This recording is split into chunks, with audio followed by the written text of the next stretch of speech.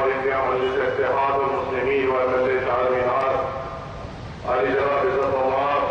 معظم خان صاحب، علی جناب عزت و مآب عطا فیصل رضوی صاحب، علی جناب عزت و مآب جعفر حسین میران صاحب، علی جناب عزت و مآب قاسم محی الدین صاحب، میرے دعوتی رفقا، یہاں پہ بیٹھے ہوئے قوم کے بزرگوں، میرے نوجوان ساتھیوں، پردے پر بیٹھ کر سننے والی میری عزتدار ماں اور بہنوں، السلام علیکم ورحمۃ اللہ وبرکاتہ۔